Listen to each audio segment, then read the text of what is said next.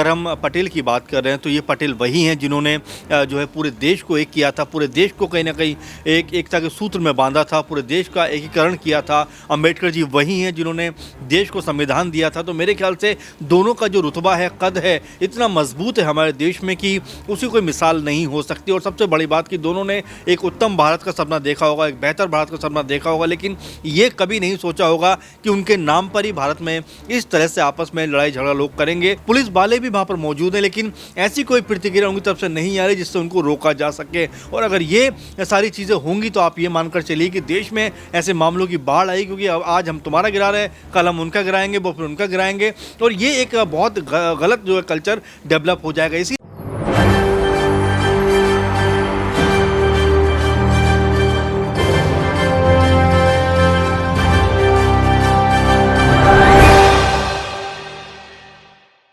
नमस्कार, मैं नाज़मीन खान और आप देख रहे हैं SPN9 न्यूज़।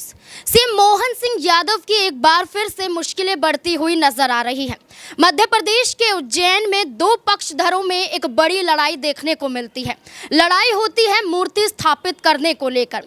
एक पक्ष कहता है कि सरदार वल्लभ भाई पटेल की मूर्ति लगनी चाहिए, तो एक पक्ष बोलता हुआ नजर आता है कि डॉक्टर भीमराव अंबेडकर की मूर्ति लगनी चाहिए। इस कश्मकश में देखा जाता है कि मूर्ति सबसे पहले सरदार वल्लभ भाई पटेल की स्थापित कर दी जाती है, जिसके बाद भीम आर्मी पक्षधर यहां पर नाराज नजर आते हैं। और नाराजगी इस कदर चढ़ जाती है कि वो 20 चौराहे पर यहां पर मूर्ति तोड़ने के लिए उतारू हो जाते हैं।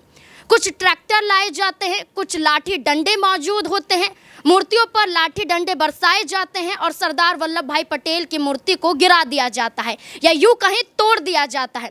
जिसके बाद ये लड़ाई और भी ज़्यादा बढ़ जाती है और सवाल खड़े हो जाते हैं मोहन सिंह यादव पर। वो मोहन सिंह यादव जब मुख्यमंत्री बने तो ये कहा कि हम आरोपियों को छोड़ेंगे नहीं, जो ये कहते हुए नजर आए थे कि हम भी मध्य प्रदेश में बुलडोजर वाली राजनीति को अपनाएंगे। लेकिन जिस तरीके से यहाँ पर दो पक्षधरों में लड़ाई देखने को मिली, इस लड़ाई में सीएम मोहन सिंह यादव चुप्पी साधे बैठे हैं।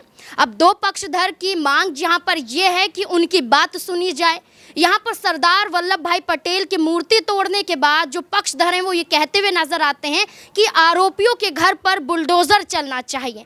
लेकिन इस मौन के पीछे की क्या वजह हो सकती है ये तो मोहन सिंह यादव ही बता सकते हैं। लेकिन भीम आर्मी की बात करें, जो बार बार ये कह रहे थे कि डॉक्टर भीमराव अंबेडकर की मूर्ति स्थापित होनी चाहिए, लेकिन क्यों नहीं की गई और क्यों रोका जा रहा है, इस बात को लेकर अब ये कहा जा रहा है कि क्या भीम आर्मी चीफ चंद्रशेखर आज़ाद क्या अब यहाँ पर उत्तर प्रदेश से निकलकर मध्य प्रदेश में आते हुए नजर आ सकते हैं?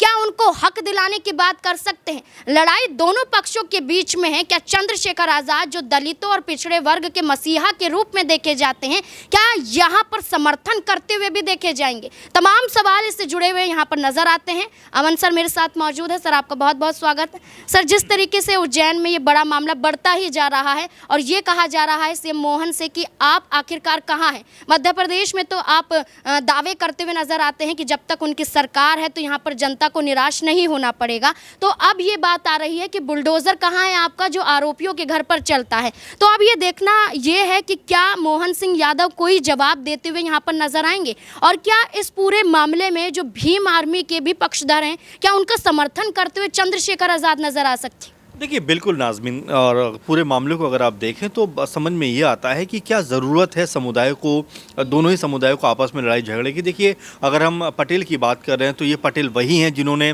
जो है पूरे देश को एक किया था, पूरे देश को कहीं ना कहीं एक एकता के सूत्र में बांधा था, पूरे देश का एकीकरण किया था। अंबेडकर जी वही हैं जिन्होंने देश को संविधान दिया था। तो मेरे ख्याल से दोनों का जो रुतबा है, कद है, इतना मजबूत है हमारे देश में कि उसी कोई मिसाल नहीं हो सकती। और सबसे बड़ी बात कि दोनों ने एक उत्तम भारत का सपना देखा होगा, एक बेहतर भारत का सपना देखा होगा, लेकिन ये कभी नहीं सोचा होगा कि उनके नाम पर ही भारत में इस तरह से आपस में लड़ाई झगड़ा लोग करेंगे। जाहिर बात है, देखिए, इसमें अगर हम धर्म जाति को थोड़ा साइड रख दें तो पटेल जैसी शख्सियत को अगर इस तरह से खुलेआम सरेआम दिन दहाड़े और ट्रैक्टर के ज़रिए उनकी मूर्ति को तोड़ा जाएगा, फेंका जाएगा, उसके ऊपर लाठियों से प्रहार किया जाएगा, सोचिए क्या बना रहे हैं हम अपने देश को, किस तरह से हम अपने देश के जो लोगों की मानसिकता उसको जो है डेवलप कर रहे हैं। ये कहीं ना कहीं सोचने का विषय है। अब तक तो हिंदू मुस्लिम को लेकर हम तमाम सारी बातें करते थे, तमाम सारे एंगल पर बात करते थे, लेकिन अब इससे आगे बढ़कर हम आपस में अगर इस तरह की चीज़ों को करेंगे तो इसके क्या कह सकते हैं परिणाम निकलेंगे, ये हमें सोचने की ज़रूरत है। और आपने सही कहा कि जो मोहन यादव मुख्यमंत्री हैं वो मौन क्यों हैं और क्यों इस पूरे मामले पर एक ज़ोरदार एक्शन नहीं लेते हैं, एक ऐसा कह सकते हैं कि जो है फैसला नहीं करते हैं जिससे ये लगे कि हाँ भाई दोनों ही पक्षों को बैठाकर समझाया जाए, दोनों की पक्षों से बात की जाए। क्योंकि देखिए देश में इतनी जगह हमारे पास है, मूर्ति वहाँ पर 1 या 50 मूर्ति लग सकती है, लेकिन जो एक हम अपने कह सकते हैं कि ये मान के बैठ जाते हैं कि ये जो महापुरुष हैं ये हमारे हैं और ये महापुरुष उनके हैं। मेरे ख्याल से देखिए महापुरुष दोनों के हैं, देश के हैं, सबके हैं, उनके ऊपर इस लड़ाई झगड़ा करना बहुत ज़्यादा मेरे ख्याल से देश के साथ में अन्याय है। और हम अपने ही ये महापुरुषों का अपमान इस तरह से करेंगे तो मेरे ख्याल से ये बहुत असहज स्थिति है और ऐसे में जो राज्य सरकार है उसकी जिम्मेदारी सबसे अधिक बढ़ जाती है। पुलिस वाले वहाँ पर मौजूद हैं, आप देख रहे हैं पुलिस वाले भी वहाँ पर मौजूद हैं, लेकिन ऐसी कोई प्रतिक्रिया उनकी तरफ से नहीं आ रही जिससे उनको रोका जा सके। और अगर ये सारी चीज़ें होंगी तो आप ये मानकर चलिए कि देश में ऐसे मामलों की बाढ़ आई, क्योंकि आज हम तुम्हारा गिरा रहे हैं, कल हम उनका गिराएंगे, वो फिर उनका गिराएंगे और ये एक बहुत गलत जो है कल्चर डेवलप हो जाएगा। इसीलिए इसके ऊपर सख्ती से निपटना चाहिए। लेकिन हैरानी की बात यह है नाज़मीन कि अब तक मोहन यादव सरकार के मंत्रियों का भी इस पर कोई बयान नहीं आया, खुद मोहन यादव भी पूरी तरह मौन है।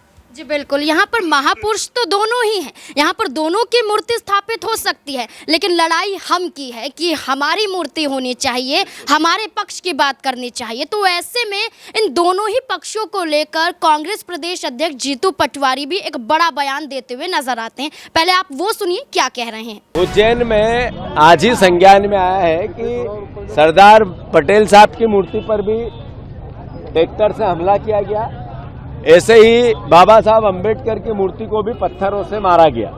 दोनों निंदनीय कृत्य है। मैं आदरणीय मोहन यादव जी से अनुरोध करता हूं, दोनों महापुरुष देश की आज़ादी और देश की उन्नति में सहायक थे। एक लौह पुरुष थे, एक संविधान के सबसे बड़े रचयिता थे। आप सरकार पूरे वाक्य को संज्ञान में ले, बीच बचाव करें, दोनों महापुरुषों की मूर्तियों का सही जगह स्थापित हो और समाज में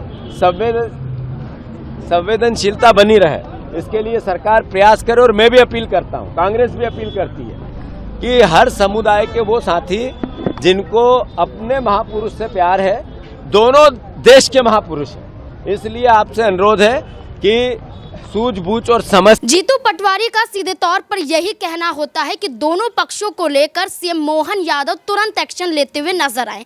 वहीं यहां पर सवाल सर ये भी जुड़ जाता है कि जीतू पटवारी भी बोल रहे हैं, यहां पर और लोग भी बुलडोजर चलाने की बात बोलते हुए नजर आ रहे हैं, लेकिन शिवराज सिंह चौहान अभी तेलंगाना में मौजूद हैं, लेकिन चाहे तो वो तेलंगाना से भी बोल सकते हैं, एक्शन लेने की बात भी कर सकते हैं। क्योंकि देखा जाए तो वो ये कहते हैं कि मध्य प्रदेश में जब तक शिवराज सिंह चौहान है जनता को परेशान होने की जरूरत नहीं है। और कई बार मोहन सिंह यादव के खिलाफ भी वो उतरते हुए नजर आए थे, लेकिन अभी उन्होंने भी चुप्पी साध रखी। जाहिर बात है। और देखिए ऐसे मामलों में देखा जाए, क्योंकि इससे पहले जो खुद सीएम है मोहन यादव, वो खुद बिहार में थे, प्रदेश की सूबे की चिंता उनको नहीं है, फिलहाल वो बीजेपी के लिए वोट बैंक बनाने में लगे हुए हैं। तो ये बड़ी अजीबोगरीब स्थिति है, क्योंकि अभी आपको देखा जाए तो 1.5-2 महीने सीएम पद पर हुआ, तो ऐसे में आपको राज्य को समझना पड़ेगा, क्योंकि नए नवेले आप मुख्यमंत्री हो। शिवराज सिंह चौहान तो चलो 3-4 बार मुख्यमंत्री रहे, आप तो नए नवेले मुख्यमंत्री, आपको तमाम चीज़ें समझनी पड़ेंगी, जाननी पड़ेंगी, सीखनी पड़ेंगी, उसके बाद जाकर आप कहीं जो है राज्य में बेहतर कह सकते हैं फैसले कर पाओगे। तो वो नहीं करना चाहते, उनको चिंता है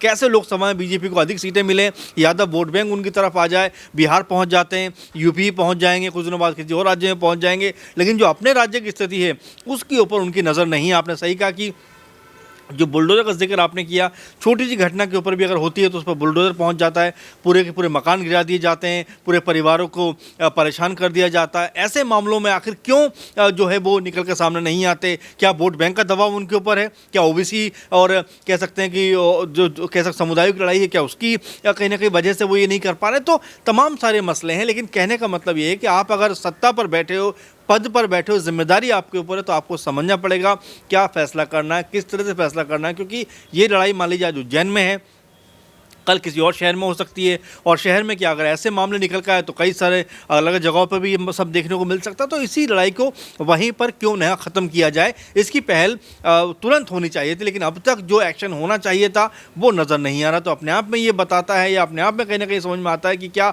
मोहन यादव भी वोट बैंक की राजनीति का शिकार होते हुए इस तरह के फैसलों से कहीं ना कहीं खुद को पीछे रख रहे हैं कि अगर एक पक्ष का मैंने समर्थन किया दूसरा पक्ष नाराज़ हो जाएगा, दूसरे का किया ये ना, तो कहीं ना कहीं उनको ये होना चाहिए कि दोनों पक्षों को बैठाया जाए कि भाई आप दोनों हमारे लिए इंपॉर्टेंट हो, और ऐसी लड़ाई करोगे तो देश में इसका गलत मैसेज जाएगा। लेकिन अभी तक ऐसा कुछ नहीं हुआ है, तो जाहिर बात है हैरानी होती है। साथ में ये भी समझ में आता है कि क्या वाकई जो सरकार है अपने जो बातें करती है कि हम बहुत तुरंत फैसला करते हैं, क्या उसमें भी कोई संशय है, क्योंकि ऐसे मामलों पर जब देख सकते हैं कि समुदाय से निकलकर ऐसी लड़ाइयाँ कई बार बहुत बड़े लेवल पर फैल जाती हैं, तो अगर तुरंत कार्रवाई की जाए तो वहीं की वहीं स्टॉप की जा सकती है। लेकिन ऐसा अभी तक मोहन यादव सरकार की तरफ से, खुद उनकी तरफ से देखने को नहीं मिल रहा है, जो बेहद अफसोसजनक है। जी बहुत बहुत शुक्रिया। अब देखना होगा कि मोहन सिंह यादव क्या मौन ही रहते हैं या चुप्पी तोड़ते हुए यहाँ पर कोई बड़ा कदम उठाते हुए नजर आते हैं, क्योंकि मध्य प्रदेश में अगर ऐसा माहौल रहता है तो सवाल उन पर ही खड़े होते हैं, और सवाल खड़े भी हो रहे हैं।